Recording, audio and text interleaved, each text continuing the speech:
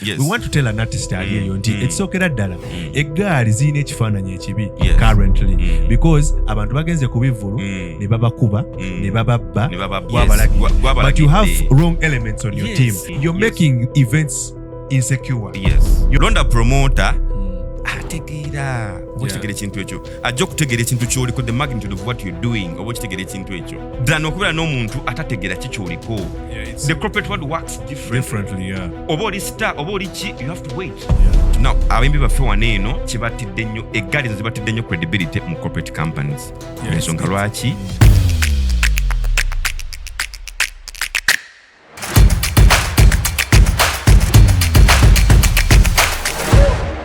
Hi everyone, my name is Abe Ozil. Nandi wano kubanjulia podcast, The Industry Critique, nga tugenda kuba twogera ku industry yaffe. Manyi industry yaffe eri disorganized. Erimu ebintu bingi nnyo ebiri disorganized. Naye badde okimanyi nti no, buli muntu mu industry alina kya contributing. Tugenda kuba twogera kuba vixens, ba videographers, tugenda kuba twogera kuba producers, ba songwriters. Obadde okimanyi nti n'eggaali erina role mu music industry yaffe.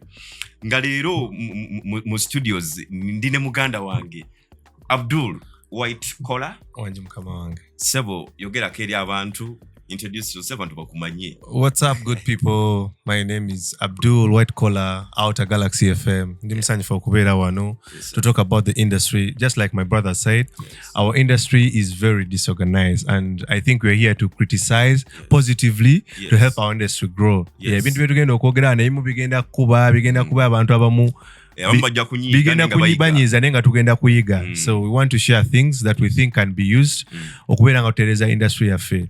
Just like he has just talked about this, nti ebintu bingi tugenda okuterezaamu. Abantu bangi tuliyo tetumanyi bouncer akola ki mu industry, tetumanyi artist manager akola ki, ebivulu bibeera bitya, ticketing and everything. So ekintu kyonna ekikwata ku industry, basically we're looking at a 360 analysis of the industry, ogezaako okulaba nga tukola ebintu ebisobola okubeera nga bigatta ku industry. So I'm very glad to be here, bro. Yes, and obadde okimanyi nina ensonga ebadde mbobye omutwe mu industry abantu gye babuusa amaaso eba video vixen. Yes, true. Okimanyi nti balina role gye baplayinga mu industry. Ate mwana ate omuntu asobola okulowooza nti these are people abantu bebalonda obulonzi out of the blue bamuwaddeyo ekyekumi and okimanyi nti no mu nsi like ezina industry ziri streamlined bulungi nnyo.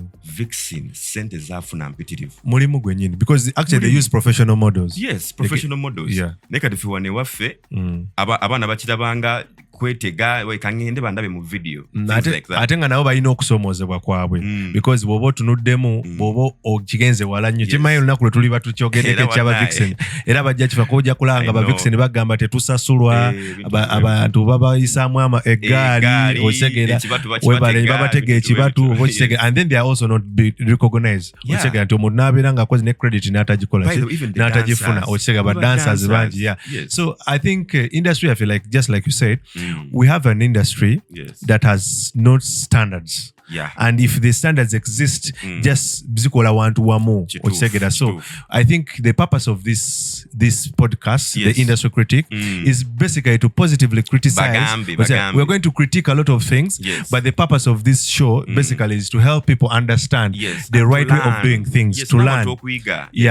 Tuyina information nyingi tuyina wana abantu gye batayina. Of course yo nyingi nnyo abantu batwettanire bajja kuba bafuna era banaye mwetanire subscribe share buli wamu.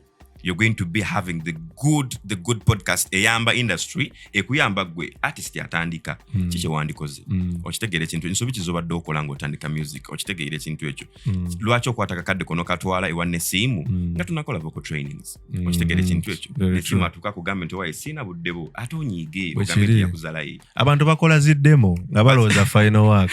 People have songs ze batwala ku radio nga teziri mastered. All these things nti ebintu bingi bye twagala okutereeza tuyina industry ffe tulowooza nti etambula bulungi actually, but in actual sense there are a lot of things that we need to align. A lot of revenue. Exactly. And if you've noticed recently, music is some of those things that are really earning, like employing a lot of people. Yes. And they contribute to the economy. Exactly. So wotuba tukyegendereza nti this is an opportunity for people out there to understand the industry gye tulimu yeetaaga okutereezaamu ebintu bingi ebitateredde ate gye bikoma okubanga tebiteredde akasente kano tukafiirwa. Kyovulaba nze era newunya nnyo abayimbi abasinga abalowooza nti nkoze hit ngenda kusigala ku bivulu byokka kwe mbandya.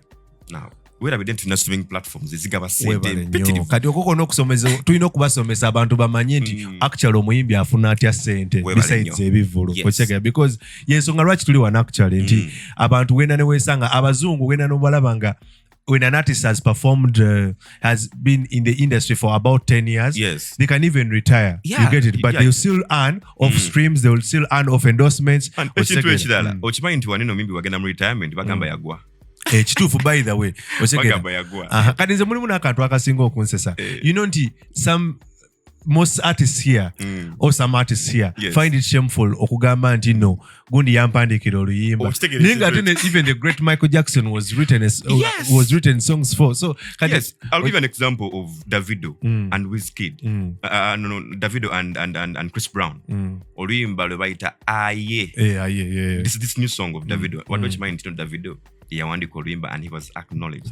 By the way bama credits in fact ekyo nakyo kyogereko nti tulina mu industry ey'abantu abatagala people do not want to give flowers to the people that deserve them. Flowers, we've seen producers that do songs ne batabawa credit. We've seen writers that write songs ne batabawa credit. Abantu bangi bakola ekintu n'olaba promoter n'agamba nti oyo muyimbi namusindika. I push that artist to be the person they are today. Naye nga tafunye gundi ye tafunye credit. So industry critique, abantu bagambe you people are not ready. Kyonna kye tukufumba wano kyakuyamba kuteeka tofaali ku industry ekyo kituufu. And today topic yaffe njagala twogereko ejja kofendinga abamu naye nga let's learn ensonga y'eggaali. Obadde okimanyi nti no eggaali erina role gye playing mu industry. Obadde okimanyi nti eggaali mu industries ezikuze eziri established eggaali erina purpose. Okitegera ekintu ekyo nti buli muyimbi ali established gweze nga Chris Brown atambula n'eggaali. Y'abantu tugeze kale nga asatu. Kuliko bandie, kuliko artist manager, oya mu managinga, kuliko muwa mudu. Tisawa zino Chris Brown alina mudu gyayagala okubeeramu. Okitegera ne kyali. Baba akwatamu ku kiti omuntu amugaa nti ekyokunywa kyo kikumi. Okitegera ekintu ekyo yingira vibe eyo ogenda ku stage. Okitegera alina akwata emirimu.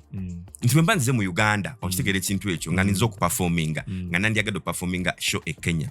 Alina abantu abo batambula nabo abahandling ebyo. Nti ye bamugamba bugambi nti wayo manyi tugenda Kenya ku Lwokusatu.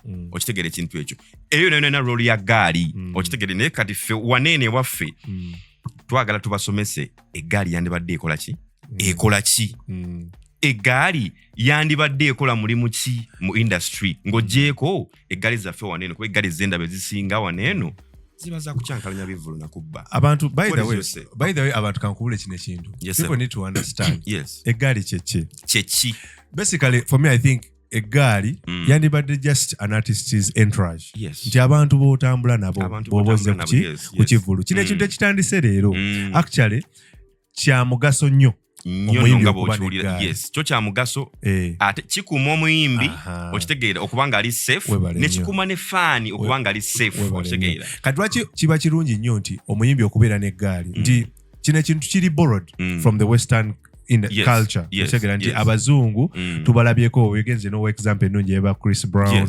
Okitegera abayimbi bonna abaddeko abakabi nti ebiseera ebisinga baba n'abantu be batambula nabo. They have a team. Ffe kwadde gituyita eggaali yebanga tiimu yaabwe ya entourage. Now in most cases akumanya bagiwa ekitiibwa nti ne bw'aba agenda kujja ku kifo agamba ategese ekifo namugaa nti omanyi I'm coming naye nzija n'abantu ne bwe bati ate gundi akola kino ate baba ne purpose. They have a purpose. I'll give an example. Ojukira Davido bwe yajja waneno okuyimba yajja ne team y'abantu asatu. Eggaali ye y'abantu asatu. Ku ggaali ye kwaliko band. Ku ggaali ye kwaliko omusajja amuwa vibe amukumira omuti. Ku ggaali ye kwaliko manager. Ku ggaali ye kwaliko ba sound engineer. Okitegera ekintu ekyo. Ku ggaali ye kwaliko owa social media. Kwaliko fashion designer. Okitegera ekintu ekyo nti shobo yaggwa. Okitegera ekintu ekyo waliwo yamugamba katuyingira bbaala oye wa vibe Southern Davido abamu vibe ng'amaze ekivulu nayingira maison noire. So you can go on wadde olina kyogamba. So kati ebiseera ebisinga ebintu bingi tubikoppa mu industry y'ebweru ne tubireeta wano naye bitulema okukola ki okwasaganya. So recently amazima gali nti eggaali wano zibadde zifuuse ekizibu okitegeera naye nga bwe twogedde nti omugaso gw'eggaali ekisookera ddala oba entourage y'omuyimbi oba ttiimu y'omuyimbi yandibadde nga ekisooka ku kivulu ekyo kyozzeeko oba event oba ekifo kyozzeemu eggaali eyo erina omugaso erina kyegattako for example omuntu kati nga wano nze what I would think nti omuntu yandibadde ajja n'eggaali oba yandibadde ajja ne ttiimu ye ng'erimu abantu basically abalina kye bamuyamba awo wenyini toleeta muntu akwoleza ngatto waka abeere ku ggaali ng'ozze ku kivulu otegeera toleeta muntu gw'otuma kakomando otegeera oba gw'otuma kamere kakulya omuleete kuki kati obuzibu bwe tulina nti abayimbi wano fame bwe bayitirirako they want to be around people which is very okay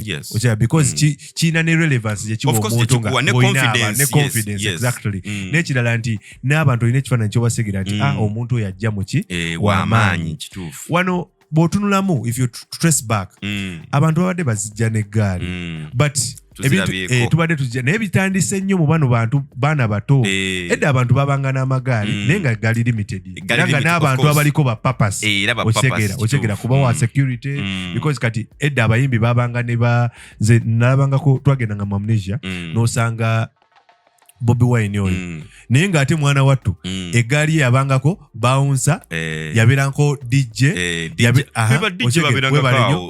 ate n'ekirala eggaali z'abo abantu abanenene zabangako era abayimbi bannaabwe abaagala obbasitukirako nti ngenda ne gundi beeko wenkola ki wenyimba webale nnyo kati kitegeeza nga omuntu ono bw'amubeerako ne relevance ebeerawo nti Bobi ojja mulaba leero atambudde oba ne Nubian alinako ba Mickey Wine okitegeera so nga eggaali eyo ina omugaso era nga olaga twalabye Bobi nga alina abaki n'abasajja be but recently eggaali zaafuuka ekizibu ezo zaafuukira ddala one abantu bajja mu amagaali ago ekisooka gali beyita ba unruly okitegeera ekigambo ekyo bannaye beyita ba unruly kiwulira nti ekisooka abasinga babbi of course without a doubt abasinga babbi nti yes bayinza okuba nga si bigendererwa bya muyimbi ng'omuyimbi but because they do not choose these people nti omuntu ajja somebody comes through when they have their own intentions you get it and some of these people naddala kati zino eggaali z'omugeto nti abantu abamu baagala nnyo ebintu ebyamangu somebody will come they want to snatch phones they want to snatch bags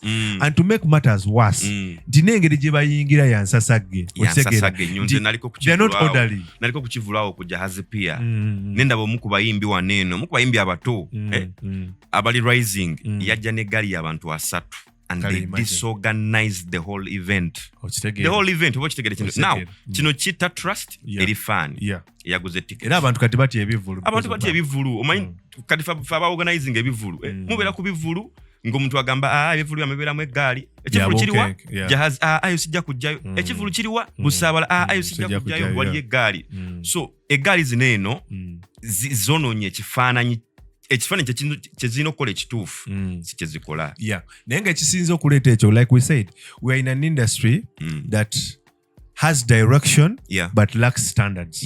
We're in an industry where everyone chooses to do whatever they want to do. Ate ekisinga okubeera ekibi nti we are in an industry that has a lot of first timers.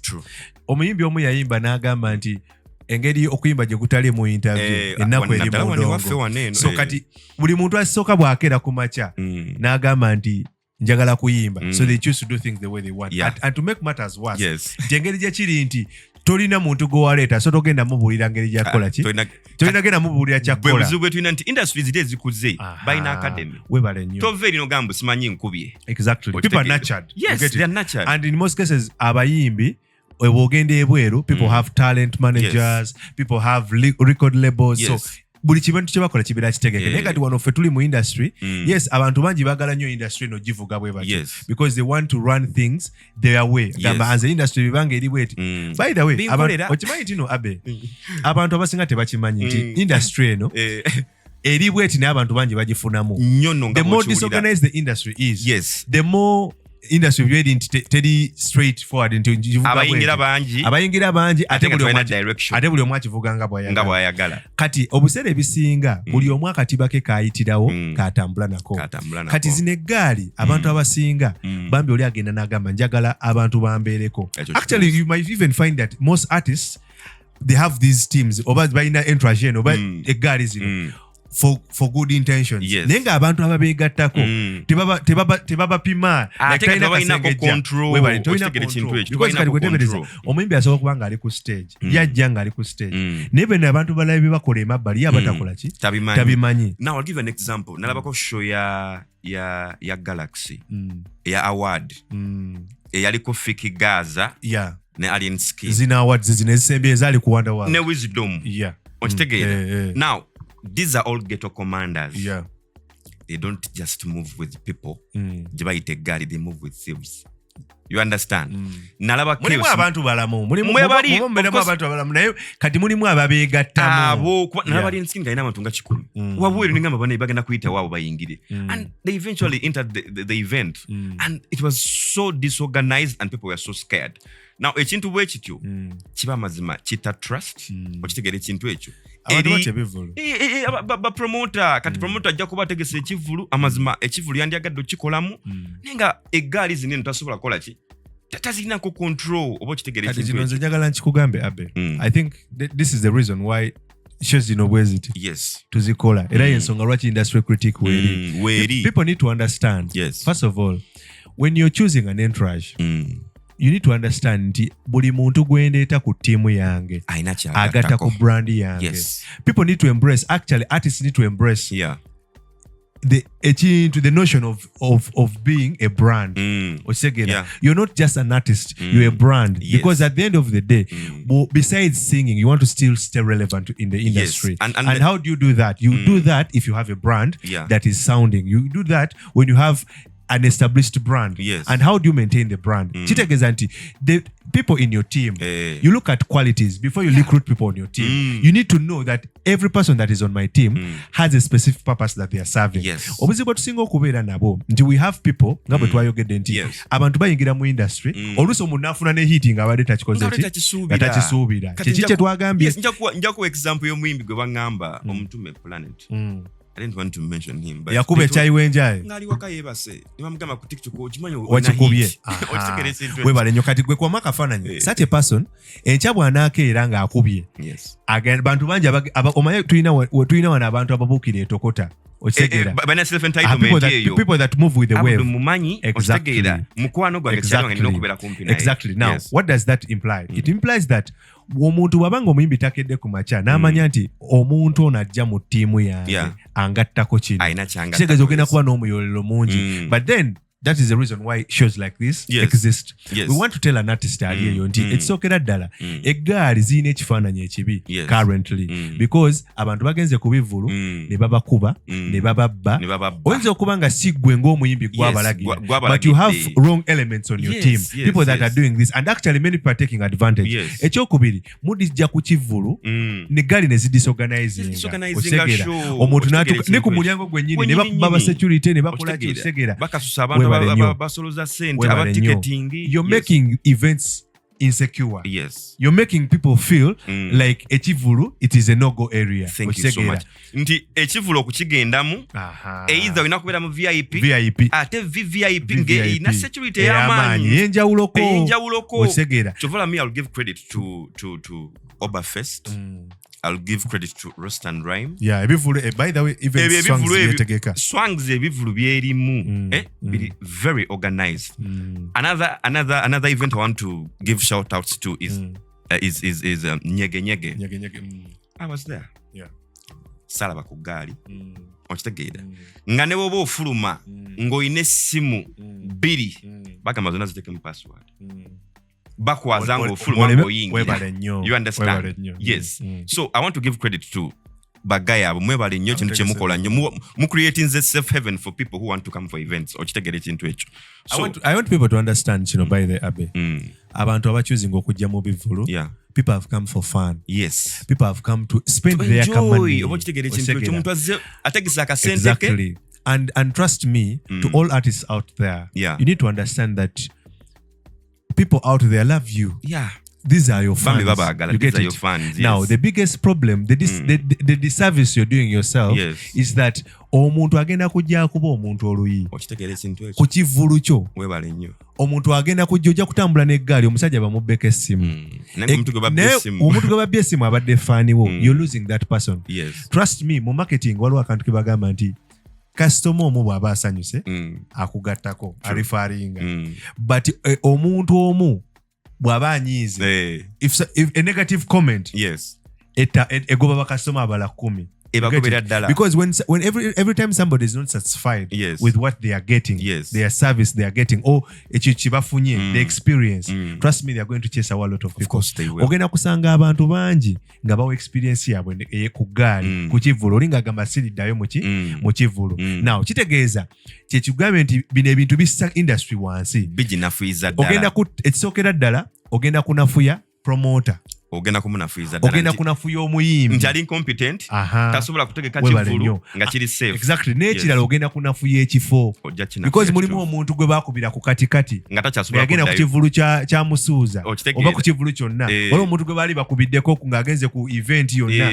Erugogo oba wa. Otegera. Nga takyasobola nga yagamba ekintu kimu. They have that phobia. Osega nga buli kaseera agamba nze ekifo sirikikola ki? Siddamu banziba essimu. Bankuba empi. Webale nnyo. So what does that imply? Nti ebiseera ebisinga eggaali zino mumanye nti abayimbi njagala babeere ne kino ekintu kimanya nti you've built a brand. So if you're building a brand naddala kabayimbi abatandika obutandisi nti kwa mwaka faananyi omanye nti when I'm building a brand I need to build a team that is competent. I need to build a team basing on qualities.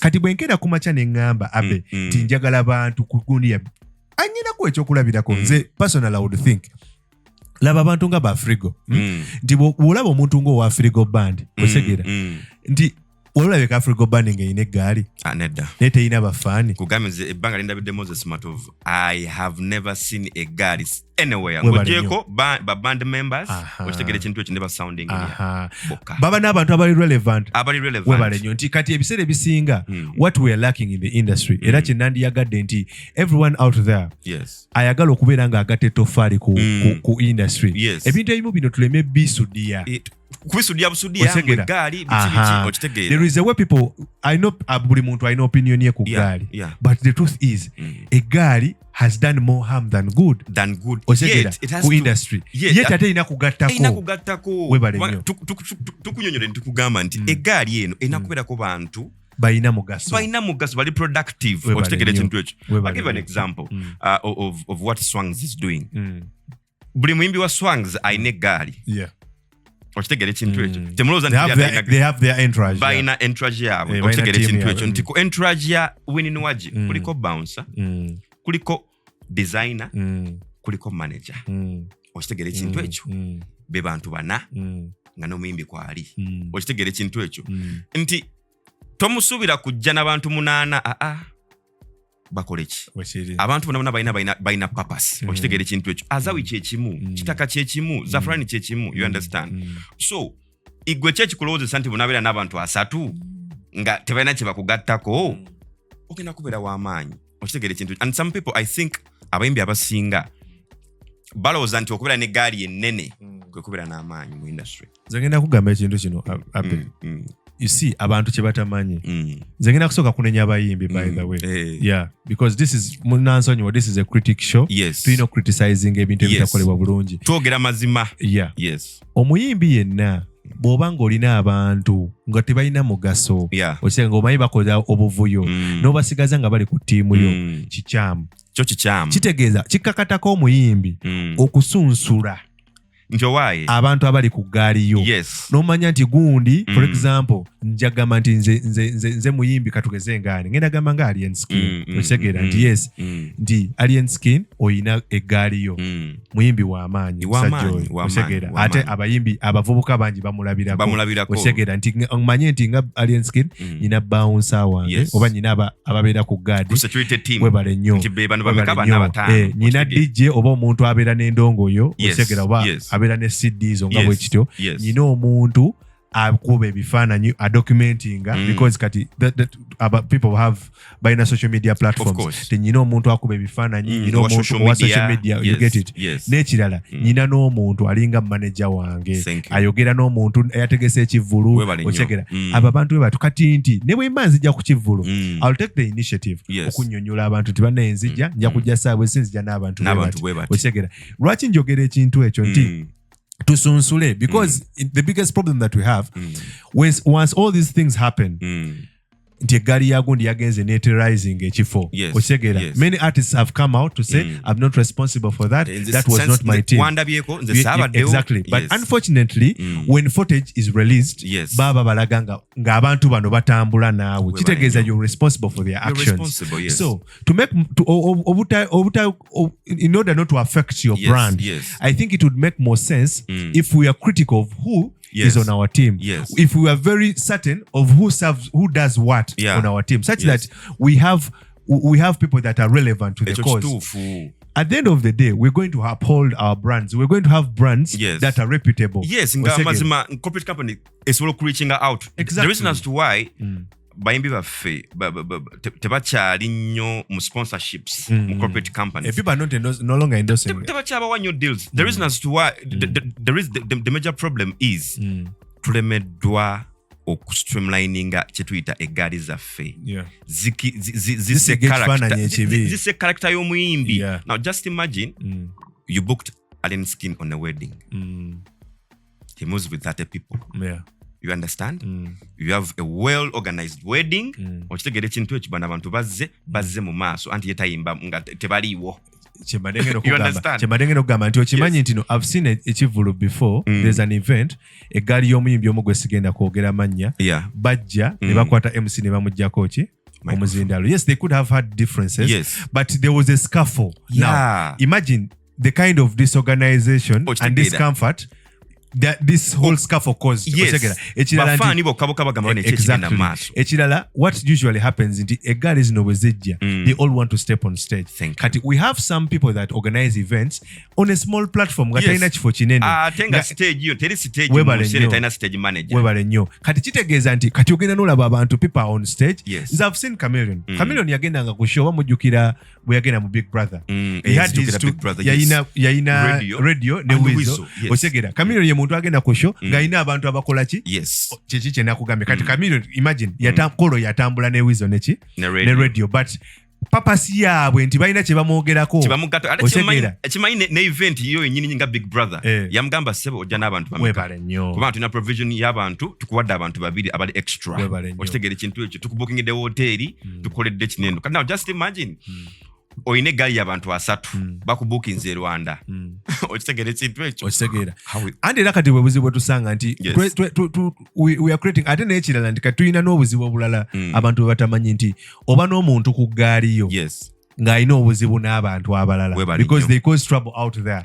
Kati omuntu oyo omulala naye n'amulinda ku show kati gozze musajja watozze kuyimbira abantu bo you've come to sing for your fans and then somebody else out there has planned otegera agamba njagala kukola ku Abbe buzibu Abbe yanyiga ku kiri ekivulu otegera ate n'ekirala bannaye nze sijja ku I want people to embrace a few things. You see in the corporate world things run differently.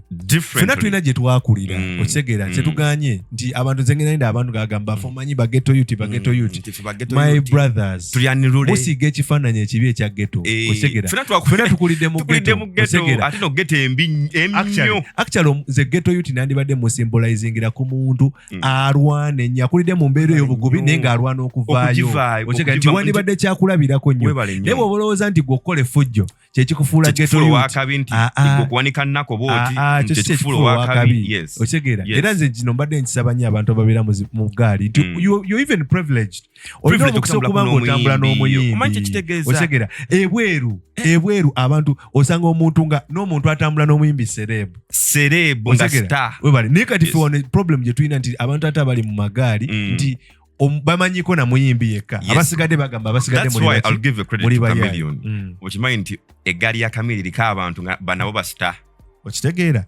JB kyenkugambye big up on yourself my man JB okitegere kintu kati now si wabuvu JB amanyi Chameleon amanyi modu ye webale nnyo nti essaawa zino tuli bangi waneno mwana musembereeyo amukale tubamanyi abamu naye bambi musembereeyo okitegere ekintu ekyo kwegamba ekintu ekyo ne kicreatinga value ya JB eri Kamere exactly onfuna nti JB taliwo justify nti ntambulira ku gali nedda yamanyi mudu y'omukulu okitegere nti mutima ya handlinga business yeah. okitegere omukulu tagenda kate kukwogera ku simu oba okitegere ekintu ekyo nti alina bamanager nga basatu basiima ogenze mutima waali nti tugeze atambudde ne Lawrence Labeja okitegere ekintu ekyo nti atambudde ne Chaka bano bonna mukiba manager ate nabo baserebu okitegeera kyeki balina credibility mu industry okitegere ne presence yabwe egattako etofali ku brand ye ng'omuyimbi nti Kamere wabeera mu bbaala Labeja n'afuna essimu ng'eva mu tugeze corporate company ng'emugamba waayo mukulu tumwetagamu enca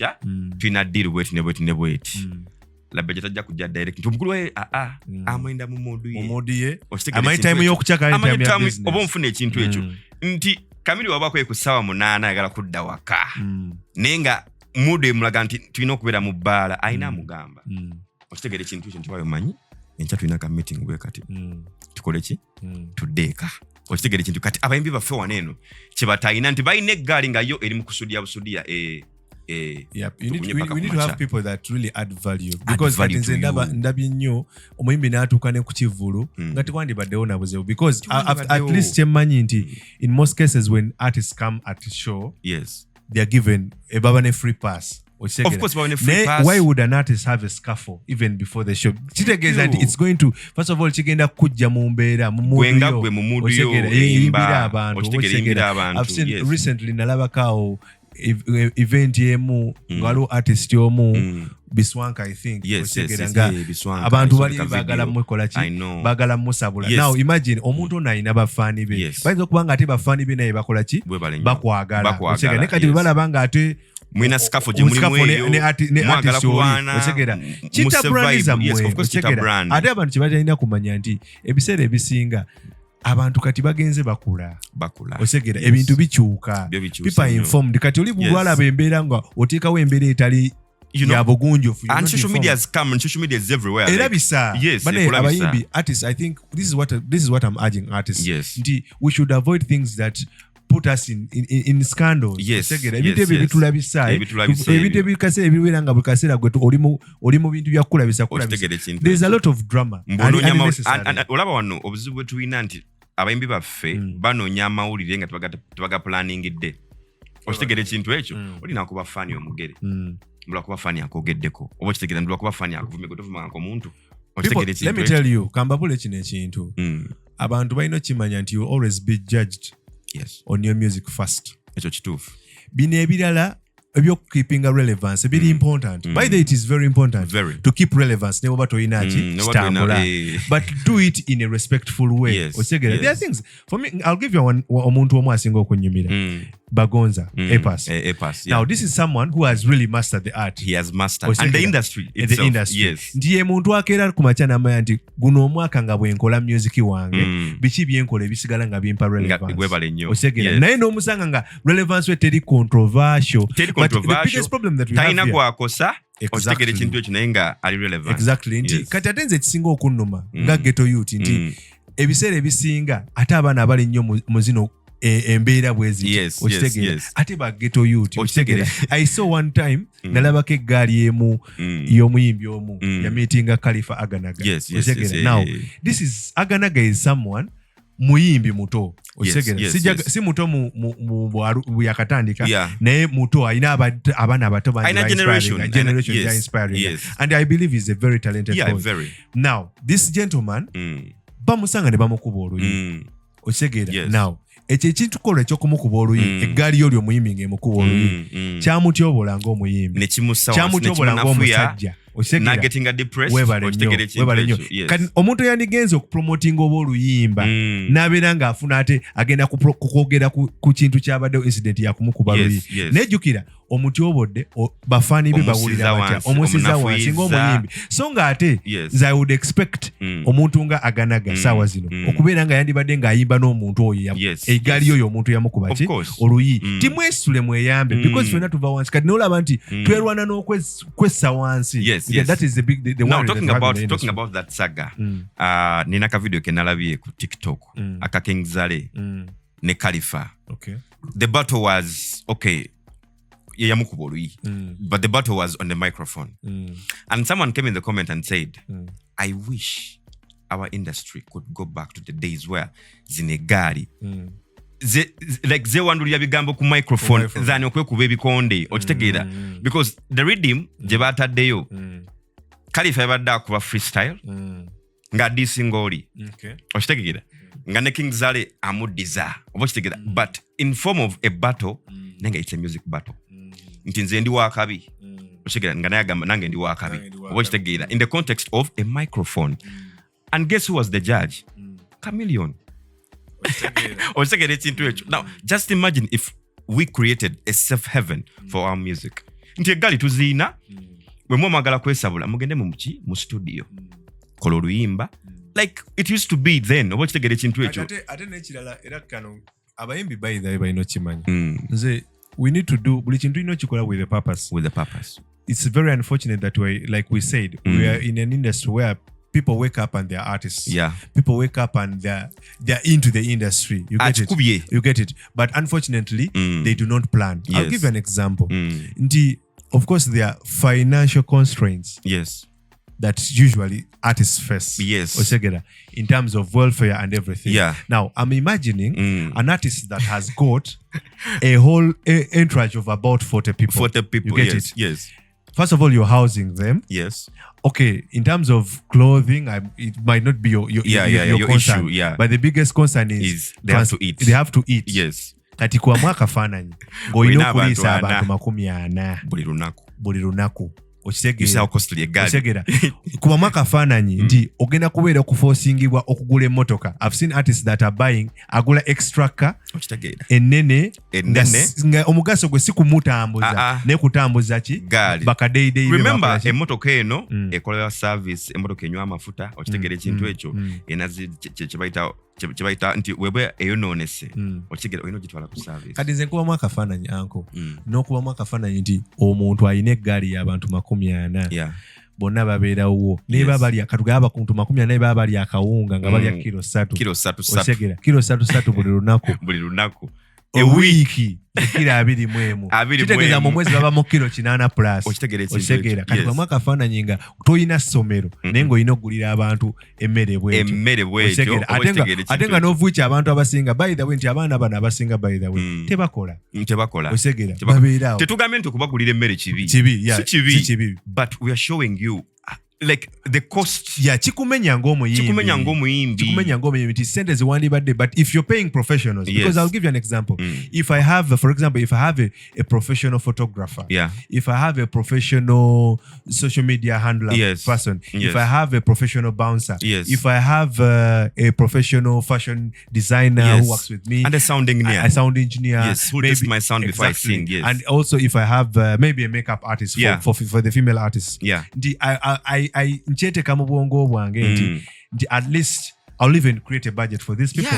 They are charging me professionally because they're also giving me a professional service. At the end of the day, we are working in a professional environment. Kiriche tuliko industry yandibadde tambula in a professional way in social media msasule emitwalo 10 buli tushuti nze ntine organization y'abantu bano otya nti buli muntu abakimanyi nti ku lunaku bwe ruti artist waffe alina show wano wenyina okubeera seta gakubira artist simu kumugamba wenina okubeera manyiwo okitegeeza ekyo wali wakola program nti manager social media woli ku ground tikwendi nti no wechifa ategeka kimanyi nti no why Elijah kitaka ino wa social media aina manager gwa jana aina sound engineer okitegere ekintu ekyo aina fashion designer aina abantu batano ye wa mukaga okitegere ekintu ekyo so kamba planning ngenda batekerawo emmeeza njabatirako kale Hennessy okitegere ekintu ekyo bajja tuulaawo now kiwa omuntu ategese ekivulu proper planning for you gwenga artist kubanga kisokole artist wa amaanyi kati nebo jja n'abantu 3 takinako control kati nze let me tell you actually I want to give credit to Swangs Avenue. I've been nali ku Africa Laughs yali ekololo. So manager wa Azawi Najja, she was supposed to sing.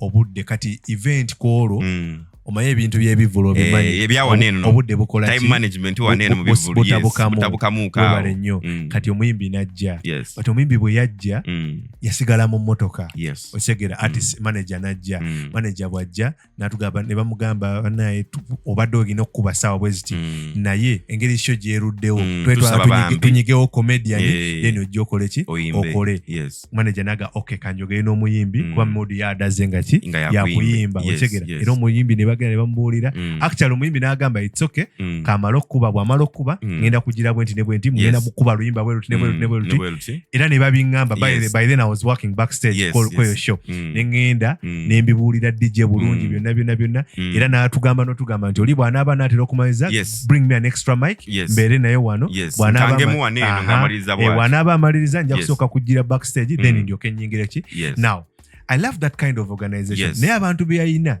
ng'olabira ddala nti ono akola kino role defined. And trust me, she gave an electric performance. Now ngoyogedde ku ekyo I want us to talk about the dangers like egali ozirabyeko okitegeera ekintu ekyo tubadde ffenna for some good time tubadde ku bivulu ebyenjawulo olabye the magnitude gundi egali ze ziina okitegeera in terms of ngobadde otegese ekivulu kyo. I'll give you an example. Naliko ku laughters way back simanyo ba laughters abantu bakijjukira no jijjukira ku Central Park awo kafo kafe kali kamaanyi nendaba egali ya Khalifa by then twalina ba bouncer babiri twalina Badiru ne muganda wayanga mulo oyo Mansour nga bali ku luggi Khalifa najja nagamba nze ngenda kuyingira awo nga alina abantu wabangawo ba bouncer bangi ne ku mulyango wabangawo Mansour ne bamutolo bali babeeranga eno munda nga bamanaginga ebbaala nendaba the role of bouncers ne gaali nti boba tulina ba bouncer bali solid sometimes you cannot contain this gaali Khalifa ya causing a chaos and we almost lost I think the event we had I think you remember very well. Olutalo lwali mu parking yawo nempulira mazima I'm so scared n'abantu batya n'okutya bamwe bagenda n'okugenda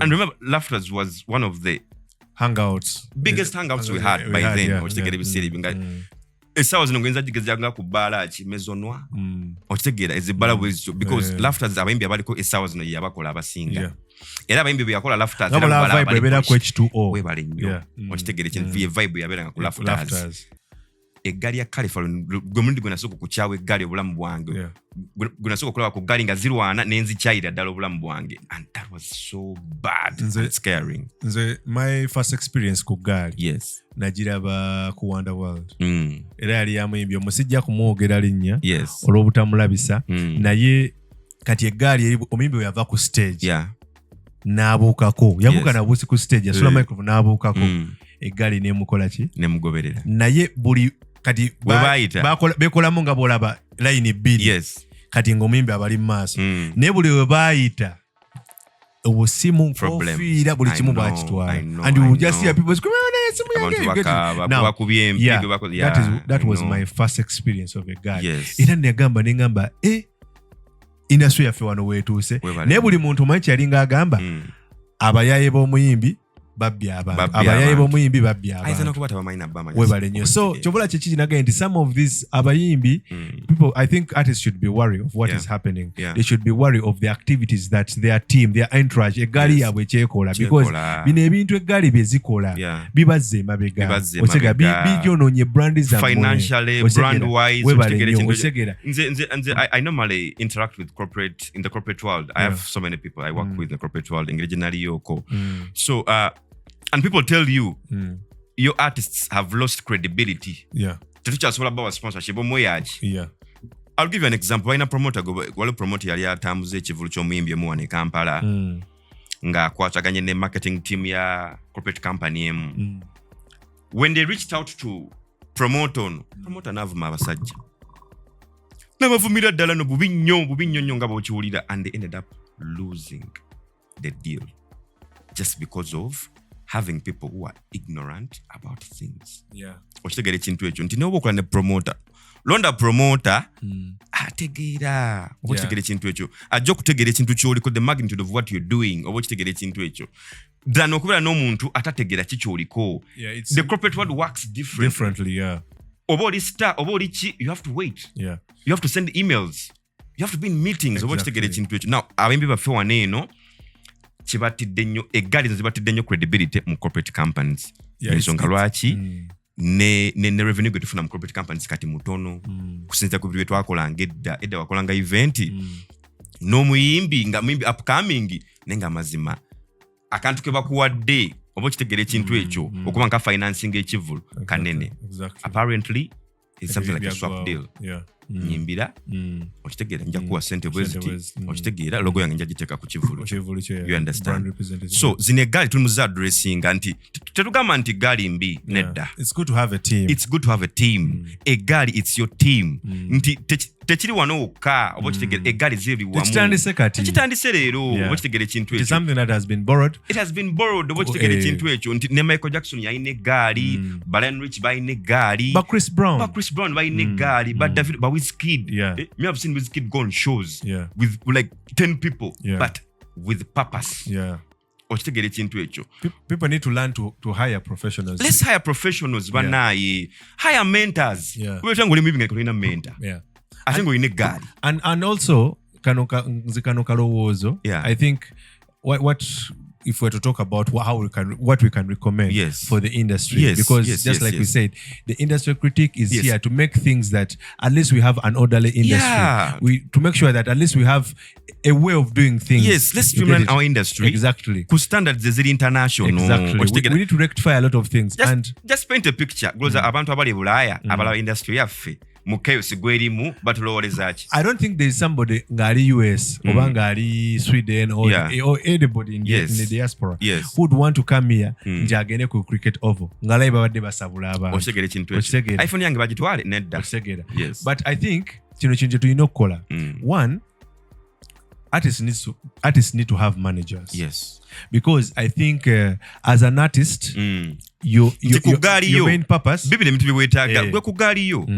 Wetaga artist manager. Lwaki wetaga artist manager nti omugaso gw'omuyimbi kuyimba, that is your worry. Osegera. Now, the artist manager is supposed to help you recruit team eno. Of course now obeeramu nesse, but it's supposed to help you know because the artist manager or the talent manager is going to help you identify people and the purpose they're supposed to serve on your team. Thank you so much. Akugambe, for example, nze ng'omuntu, I would think omuyimbi katugenga omusajja. Wandibadde weetaaga bouncer. Wandibadde weetaaga sound engineer. Wandibadde weetaaga fashion designer. Wandibadde weetaaga wa social media. Usually the person that does that yakuba ebifaananyi yabeera ne videographer for documenting the event and the activities.